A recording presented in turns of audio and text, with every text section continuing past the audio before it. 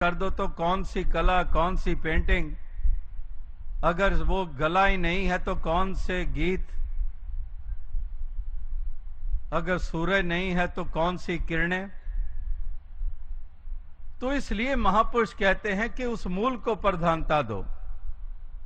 वही बात के साचे का कोई ग्राहक नहीं, कि इस मूल सत्य को प्रधानता जीवन में जिसने भी दी है, वो फिर कबीर जी हो या रविदास जी हो, वो मीराबाई हो या मुक्ताबाई हो या सहजाव भाई हो या बोतन्ना जी हो, वह मन्ना जी हो, तुकाराम जी, नामदेव जी हो,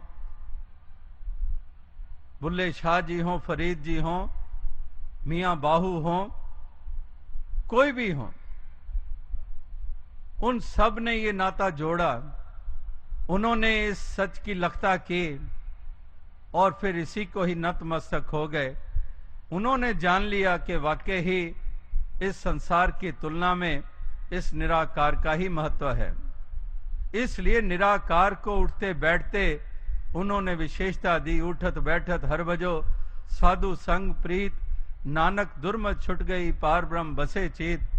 कि उठत बैठत फिर इसी को ही प्रधानता दी कि श्वास श्वास सिमरो गोविंद, तू ही नंकार करो ते हर पल इसनु याद करो।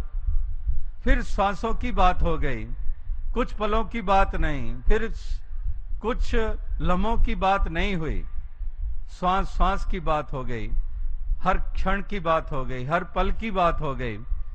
जैसे श्वास हम लेते हैं, इसी तरह से हर श्वास की तरह इस मालिक का एहसास, यानी कि इसको प्रधानता दे रहे हैं, इसको विशेषता दे रहे हैं।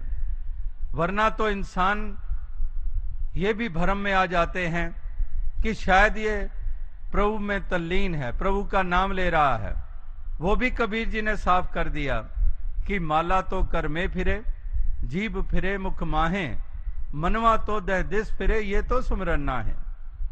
कि हाथ में माला के मणके घूम रहे हैं तो ये मत सोच लेना कि इसकी वृत्ति मालिक से जुड़ी हुई है, क्योंकि एक एक मणके को घुमाता है तो राम का नाम लेता है, अल्लाह का नाम लेता है, या रोजरी लेकर वो कहीं गॉड में खोया हुआ है। तो कबीर जी ने कहा है कि माला तो कर में फिरे, जीभ फिरे मुख माहे, लेकिन मनवा तो दह दिस फिरे, ये तो सुमरन ना है। बात तो मन की है, ना हाथ की उंगलियों की, ना इस जुबान की, बात तो मन की है।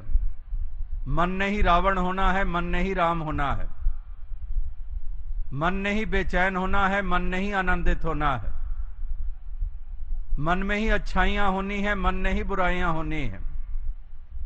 और जिसका मन चंगा तो कठौती में गंगा, तो मन की ही सारी खेल है।